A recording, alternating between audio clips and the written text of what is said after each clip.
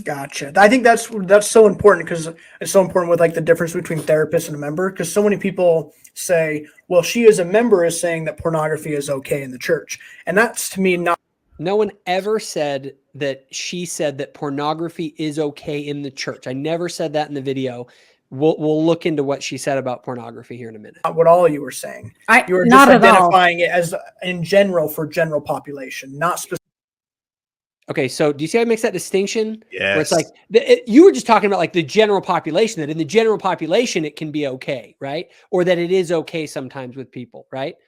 And again, she keeps going here, and let's just listen to what she says. Specifically towards members of the church. Right. And even members of the church. Some people have a lot more broad view of what's okay sexually in relationships, and some it's very narrow. And that impacts how the couple relates and feels, and so Notice morally neutral language. Yep. Again, she's being that morally neutral. Sorry, I missed the spot here. When it came to pornography, I would love for Bridger to ask her, Julie, do you believe that using pornography in any circumstance is sinful? I would be flabbergasted if she said yes. I would expect her to say no. I would expect her to say there are times when it is. Let's listen to what she has said. In relationships, and some it's very narrow, and that impacts how the couple relates and feels, and Notice so the morally neutral language that she was using there. She has to. But let's listen. it's like for the rest of the world, like for most communities, this isn't even a problem. It's a problem because we say it's a problem. You cannot. So you hear that? It's a problem because we say it's a problem. Yep. The prophets. So let's listen to the prophets. Afford in any degree to become involved with pornography, whatever its form. It is poison. Do not watch it or read it. It will cloud your minds with evil and destroy your capacity to appreciate the good and the beautiful. But like there are plenty of relationships where it's not a thing. Like one or both partners look at porn, or they look at it together, and it's like the context makes a huge impact on how the couple deals with it. Right? Suffice it to say that all who are involved become victims. Children are exploited and their lives are severely damaged. The minds of youth become warped with false concepts. Right? Yeah.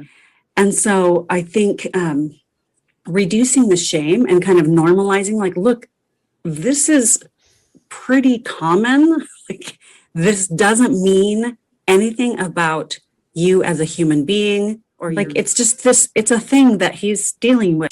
For some people, their goal is abstinence. Like, I never will do this ever again. I don't think that that's realistic.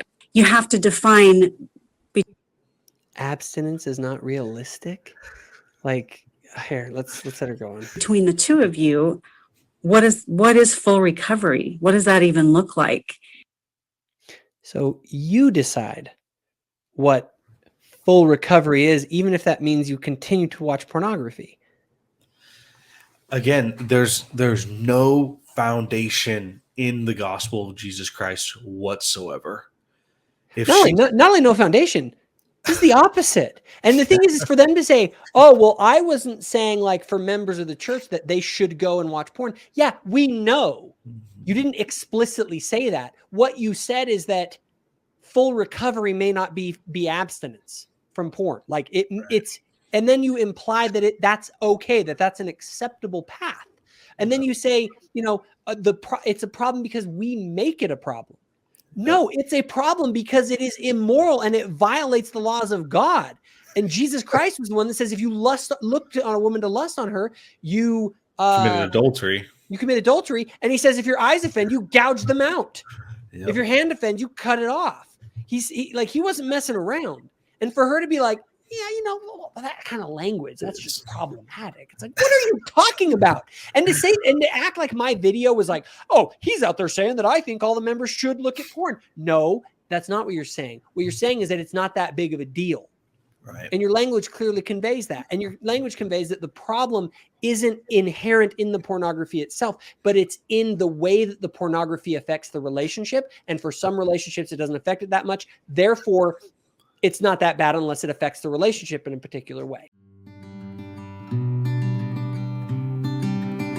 If you enjoyed this video, give it a like and hit the subscribe button. Also, if you want more content, including the podcast, go to thoughtful-faith.com. Thanks for watching.